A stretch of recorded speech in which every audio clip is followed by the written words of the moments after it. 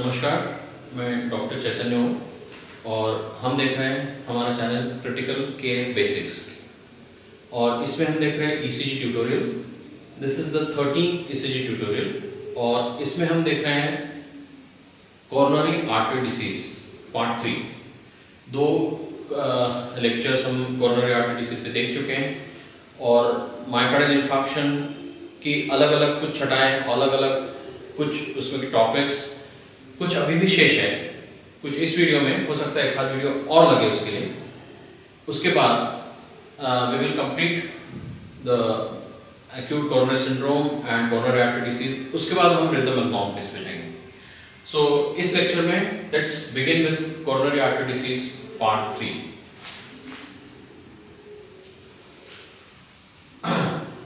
Usually we have discuss कि हम inferior wall MI 2-3 AVF lead में देखते हैं, anterior wall MI S2 V2 V3 V4 में देखेंगे, लैटरल एमआई देखेंगे 1 AVL V5 V6, right? So this is simple, but posterior wall MI is not easy to diagnose because usually हम V7 V8 V9 जो पीछे की lead से वो लगा देंगे। सो हम डायग्नोस कैसे बनाएंगे? Usually the diagnosis is made by seeing the reciprocal changes, right? मैंने पहले के लेक्चर में एक बार बोला था कि वी डू फ्लिप ईसीजी करते हैं और उसके बाद देखते हैं। फ्लिप मतलब ईसीजी को अपन उल्टा करके देखते हैं suppose, right? So posterior wall MI is usually associated with inferior wall MI, right? So अगर इंफीरियर वॉल एमआई है पेशेंट को ऑलरेडी और उसके साथ ये चेंजेस दिखते हैं तो there is high probability that patient has posterior wall MI. Mirror image of QS. What we see in ECG, we see a QS complex, या we see ST elevation and we see T inversion. तो इसी के mirror image देखना है। Mirror image of QS complex posteriorly is reflected by tall, slightly white R wave. ये जो QS complex है, उसका mirror image कैसा दिखता है? Tall, white R, right? Mirror image of QR is reflected by RS. इसमें QR है नहीं, इसलिए हम RS दिखा नहीं पा रहे हैं।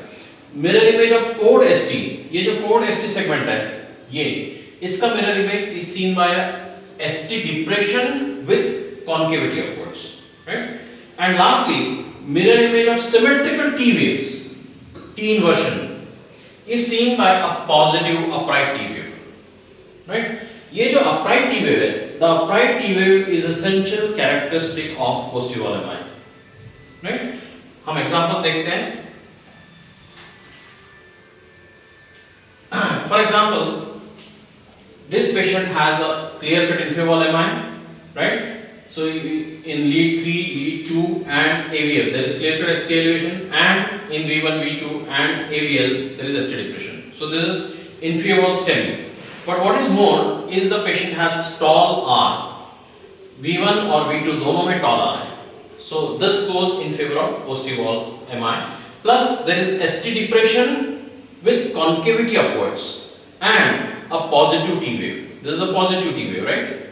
So जब ये तीनों का combination मिलता है with inferior wall MI, then it is highly probable that patient has posterior wall MI.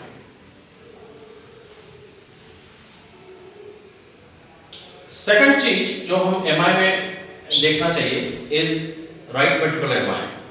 Right ventricular MI is usually associated with inferior wall MI. इसलिए any patient who has inferior wall ST segment elevation MI, आपको right sided right V3, V4, V5, V6 ये right sided leads लेना ही लेना है, right? Because there are some changes in treatment if the patient has right ventricular MI. For example, आपको preload के लिए fluid देना पड़ता है right ventricular MI. So there is some change in treatment in right ventricular MI. Nitroglycerin is contraindicated in right ventricular MI. इसलिए you have to diagnose कि patient has right ventricular MI है कि नहीं है। 30% patient with inferior wall MI have RV MI, right? So RV MI is more related to arrhythmias than pump failure. Second, how do we diagnose this RV MI? ST elevation in V1, V4R and V3R. So अगर right sided leads, especially V3, V4 में ST segment elevation मिलता है along with STEMI inferior wall, then the patient has right ventricular. What is the most specific is V4R में अगर V1, V2, V3 से ज्यादा ST elevation मिलता है ST segment which is higher in V4 than V1 to V3, then that is suggestive of, that is specific and the efficient diagnosis of RVMI. दूसरा, ST segment depression in V2, 50% or less than ST elevation in AVF, है ना. Inferior Leeds में हम देखते हैं, inferior STEMI में आपको ST elevation मिलता है 2-3 AVF में, तो AVF में जितना ST elevation है उससे 50% कम लीड V2 में ST depression मिलेगा. So that is also suggestive of RVMI. And ST segment elevation in V1 and depression in V2, that is discordance. मतलब V1 में ST elevation है but V2 में ST depression है with inferior wall MI, that is again suggestive of RVMI. And ST elevation in V1 to V4 but maximum in V1, especially if associated with inferior wall MI. मतलब left sided V1 V2 V3 में ST elevation है but maximum मिल रहा है V1 में, so that is again suggestive of inferior RVMI if it is associated with inferior wall MI. This patient has inferior STEMI, inferior leads, AVF and lead 2 and lead 3, right? Lead 3 में सबसे ज़्यादा है, उसके बाद AVF में, उसके बाद V2 में. So most probably this is right coronary artery infarct, right? उसके बाद you have small ST elevation in V1 and ST depression in V2. So this is discordant.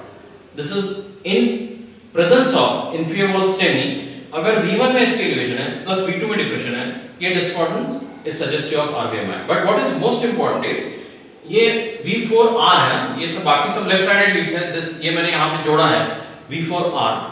So right sided lead V4 में maximum ST elevation which is more than V1, V2, V3. So that is very specific for RVMI if it is present associated with inferior wall MI. Now let's discuss some things about non-ST segment elevation MI. कुछ चीजें non-ST segment elevation के बारे में discuss करते हैं. Non-ST segment elevation MI कभी-कभी MI में change हो सकता है, इसलिए अपने को उतना ही सीरियस ले लेना है. उसमें भी मोर्टेलिटी है, थोड़ी कम है ST segment elevation से. दूसरा, non-ST segment MI में थ्रोम्बोलाइज नहीं किया जाता है, right? So the difference in treatment in ST segment elevation MI and non-ST segment elevation MI में ST segment elevation MI में patient is usually thrombolized, in non-ST segment elevation MI patient is not thrombolized. हालांकि आजकल तो we are doing primary plastics, तो directly coronary angiography and plastic करना पड़ता है, तो treatment apart from thrombolysis is the same. ST segment depression and T inversion, these are the two predominant signs. ये main दो signs है. उसका नाम ही non-ST segment elevation MI, मतलब ST elevate नहीं होती, depress होती है और T invert होती है. ये जो T inverse ST segment depression है, it could be horizontal ST depression, it could be upward sloping, it could be plain ST segment or it could be downward sloping. Now horizontality of ST segment depression, यहाँ पे देखो ST segment depression है, but this is up sloping. यहाँ ST segment depression है, it is down sloping, and यहाँ पे ST segment depression है, it is horizontal, but it is down. अगर ऐसा ही horizontal 3 squares रहता है 1, 2, 3, तो that is significant of non-ST segment elevation MI. And there is a यहाँ पे देखो ST segment और T में clear cut angle नहीं है, but in horizontal you get a clear angle between ST and T. So sharp angle between ST segment and T wave, so that they look clearly separated. Or ST segment could be upward sloping, right? यहाँ पे देखो ST segment depression है, but the slope is upwards. Now this upward sloping ST segment depression, junctional ST depression. What is the junctional ST depression? What is the J junction, J point?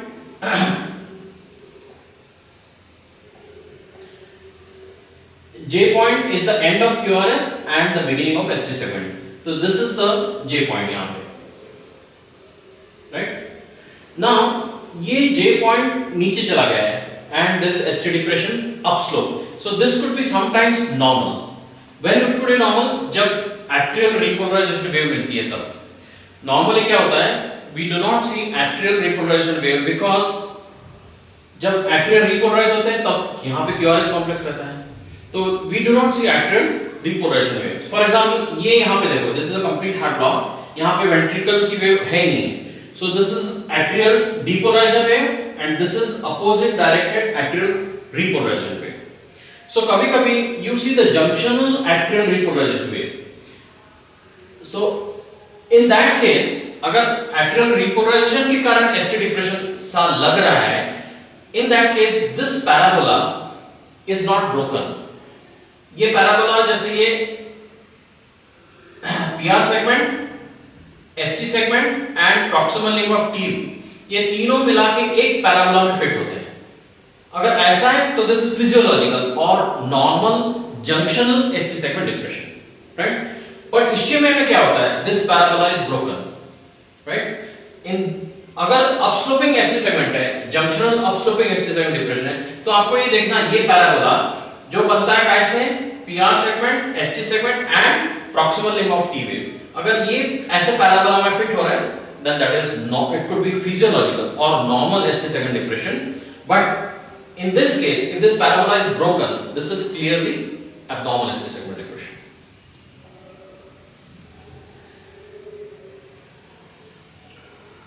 Plane ST segment depression, horizontal और could be down sloping. ये जो down sloping वाला रहता है ज्यादा खतरनाक रहता है. T wave inversion दूसरा जो साइन रहता है apart from ST segment elevation is the depression of the inversion of the T wave. तो T wave कम से कम 1 मिलीमीटर डीप इन्वर्ट होना चाहिए in two contiguous leads. Contiguous leads मतलब ऐसे leads जो एक ही एरिया दर्शाते हैं. For example, inferior wall देखना है तो 2-3 AVF, anterior देखना है तो V2, V3, V4. Initially biphasic and then inverted. देखो यहाँ पे initially the T wave is biphasic, फिर invert होते जाते हैं और जब ज़्यादा होती है तो deep symmetrical T inversions, ये जो है symmetrical T wave inversion, ये clear cut ischemia dर्शाते हैं. T wave inversion prolong और जब साथ में QT wave QTC भी prolong हो जाती है, then that is highly suggestive of subendocardial ischemia or non-ST segment elevation MI. ये जो non-ST segment elevation MI है, ये ज़्यादा खतरनाक होता है जब इनमें से तीन चीजें हो जाती हैं.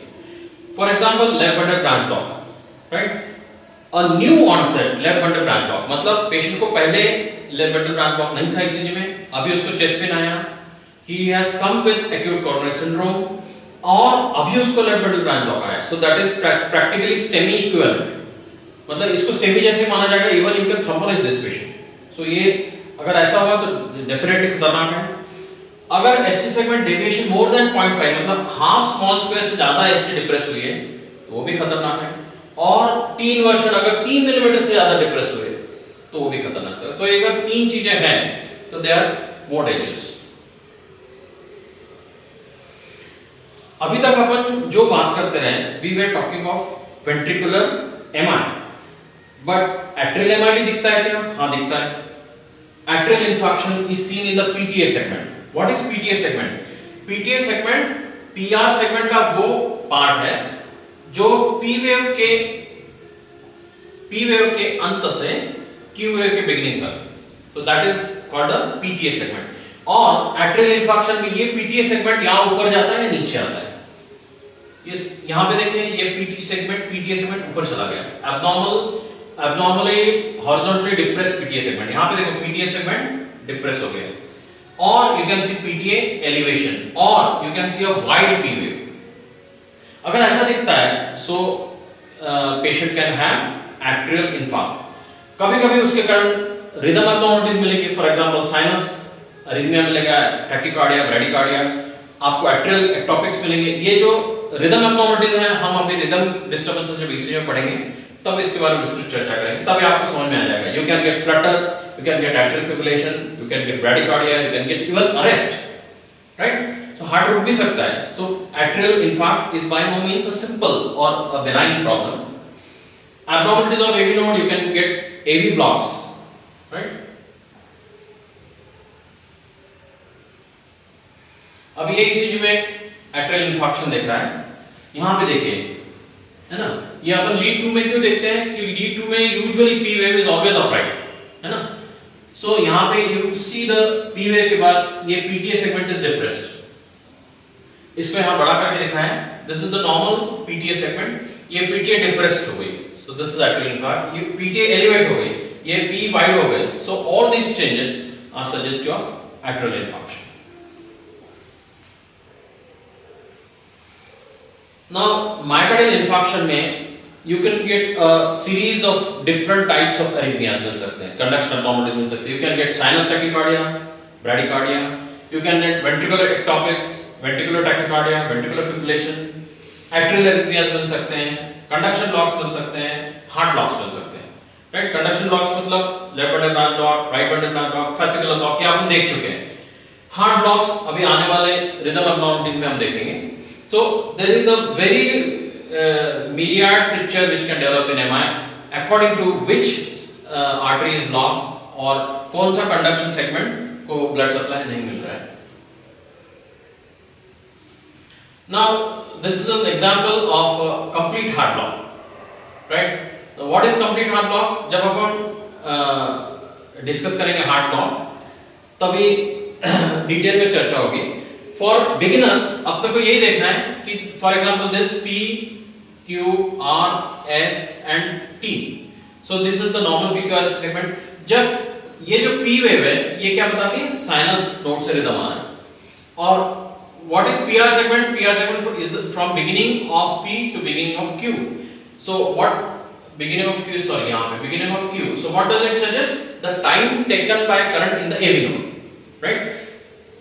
Plus atrial depolarisation. ये पी वेव एट्रियल डिपोलराइजेशन और एवी नोड में जितना टाइम मिला वो सब मिला के पीआर सेगमेंट बनती है.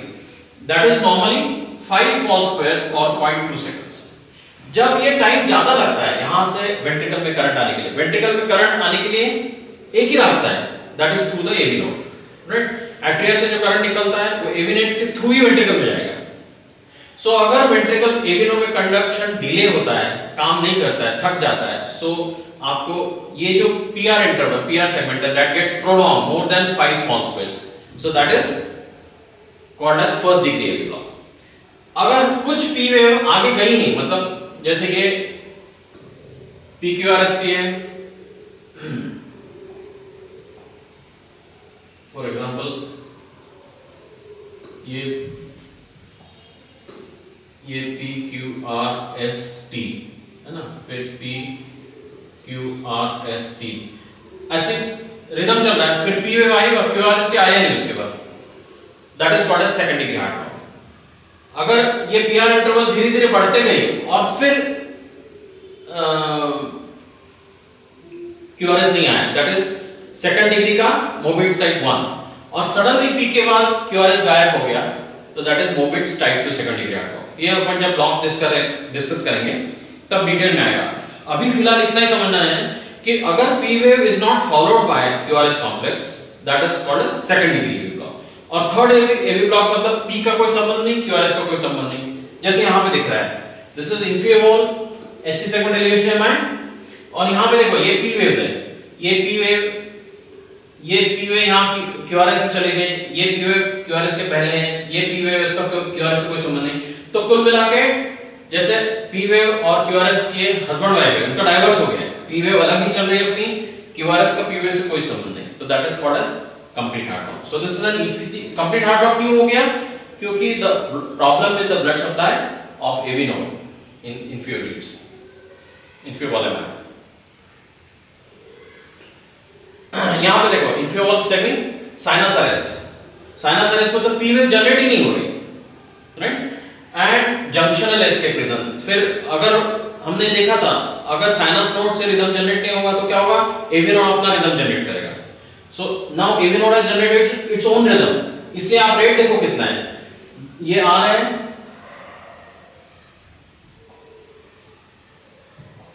ये आ रहा है और ये आ रहा है. कितने बड़े स्क्वायर्स आ रहे हैं? 1 2 3 4 5 6 7 है ना.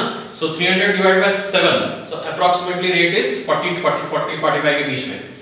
So what does it suggest? Sinus node का रेट क्या रहता है? 80 के आसपास रहता है. So sinus node is not generating P waves, तो AV node has taken over. So that is called as sinus arrest with escape rhythm.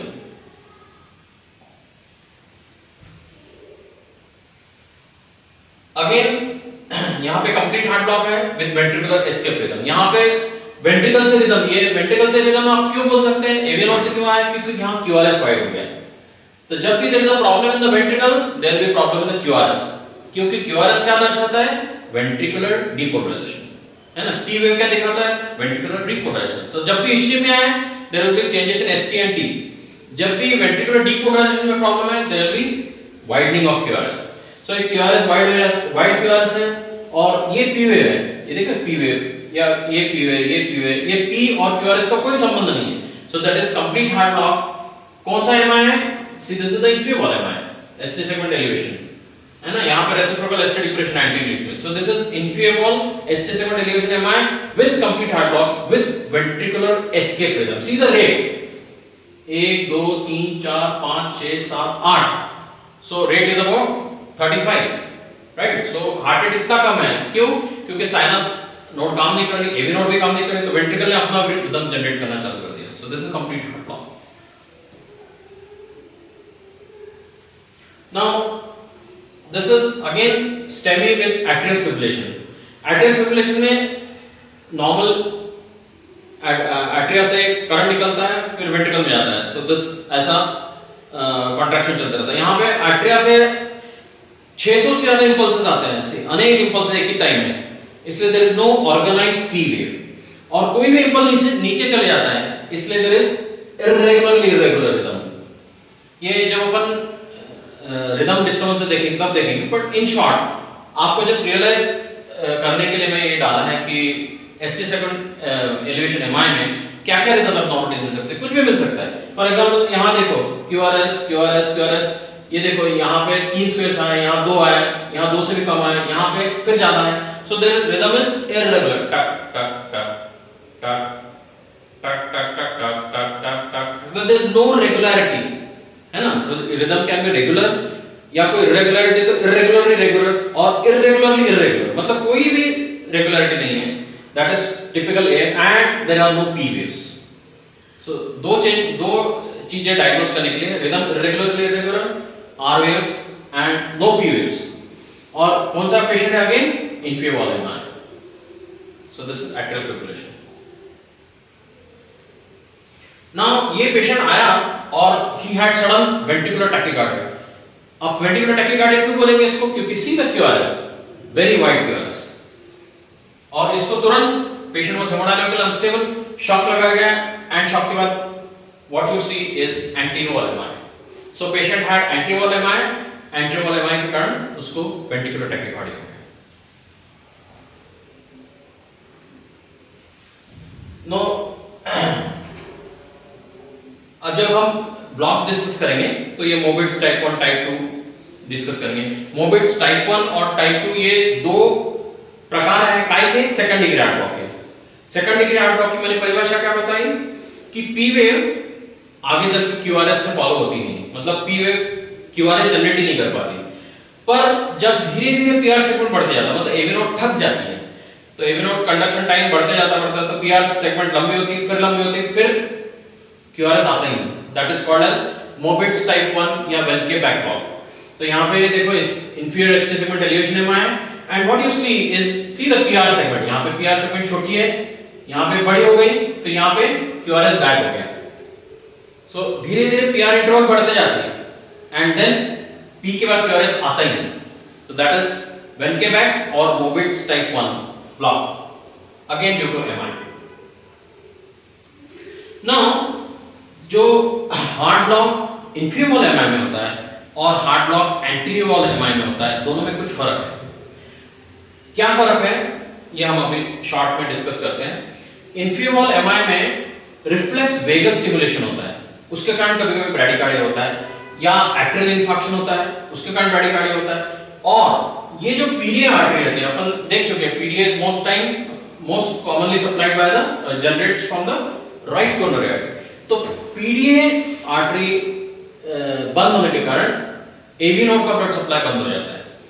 So the current जो डिले होता है वो इंट्रानोडल होता है। Problem is in the SA node, फिर AV node से current ventricle में आता है, the problem is in AV node. So जो भी ब्लॉक होता है that is due to intranodal problem, right. Intranodal problem होने से द क्यूआरएस AV नोड अपना QRS जनरेट करता है, तो QRS इज यूजुअली नैरो। कोई भी QRS जब नैरो रहता है तब it is always safer. Wide QRS मतलब problem is in the ventricle, so that is more dangerous. So कभी-कभी इसमें फर्स्ट डिग्री AV ब्लॉक होता है, मतलब PR सेगमेंट लंबी हो जाती है, और मोबिट्स टाइप 1 अपन अभी देख चुके हैं, या फिर आगे चल के complete heart block.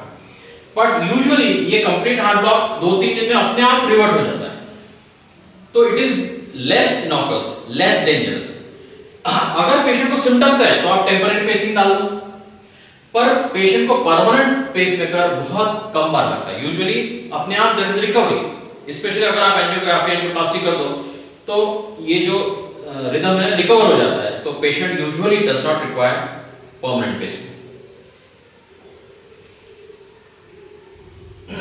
While heart block in anterior MI is dangerous, क्योंकि ये जो रहता है इंफ्रानोडल प्रॉब्लम, मतलब ये अपन SA नोड, फिर AV नोड, और फिर बंडल ऑफ हेयर्स और right left branch and right branch, right. So ये एंटीरियर वॉल में कौन से आर्टरी यूजुअली इन्वॉल्व रहते हैं? Left anterior descending. Left anterior descending कहां सबटल आर्टरीज देती है? यहां पे left anterior left bundle branch को, राइट बंडल ब्रांच को। तो जो भी प्रॉब्लम होता है दैट इज इंफ्रानोड, नोड के नीचे रहता है, usually due to septal branch of LAD, और जितना नीचे उतना ज्यादा खतरनाक, क्योंकि ऊपर लेवल में प्रॉब्लम रेट ठीक रहता है, यहाँ पे ज्यादा खतरनाक। हाई डिग्री AV ब्लॉक मतलब मोबिट्स टाइप 2, मोबिट्स टाइप 1 हम देख चुके हैं, उसमें क्या होता है? PR इंट्रो लंबी होती, फिर एक वेव P के बाद QRS आता ही नहीं। पर इसमें ऐसा नहीं है, सडनली P के बाद QRS आता ही नहीं, that is Mobitz type 2, that is more dangerous and patient can land up in complete heart block। उसके बाद slow unstable rhythm with wide QRS, इस एग्जांपल में उतना wide QRS नहीं है, but usually whenever there is a problem it is a wide QRS। तो अगर ऐसा होता है पेशेंट को तुरंत पेसिंग करवाना चाहिए। और कभी-कभी with reversal of ischemia, मतलब आपने एंजियोग्राफी कर ली, एंजियोप्लास्टी कर ली, उसके बाद भी इश्चेमिया रिवर्स होने के बाद भी CHB may not recover, तो there is significantly high chance that patient को परमानेंट पेसमेकर लगेगा ही, right. So anterior wall MI के कारण जो ब्लॉक्स होते हैं, अरिथमिया होते हैं, they are more dangerous than the arrhythmias और blocks that occur with inferior wall MI। कहने का तात्पर्य इतना ही है। So you should take these more seriously because they are usually infranodal, node के नीचे वाले रहते हैं, राइट। सो यहां हम रुकते हैं। There are acute coronary syndrome और कोरोनरी आर्टरी डिसीज के अभी भी कुछ टॉपिक शेष है, वो हम डिस्कस करेंगे next part of coronary artery disease. Thank you so much. अगर मेरा चैनल आपको अच्छा लगता है और अगर आपके टीचिंग में, आपके नॉलेज में वृद्धि होती है, तो please give a thumbs up and please subscribe. Thank you so much.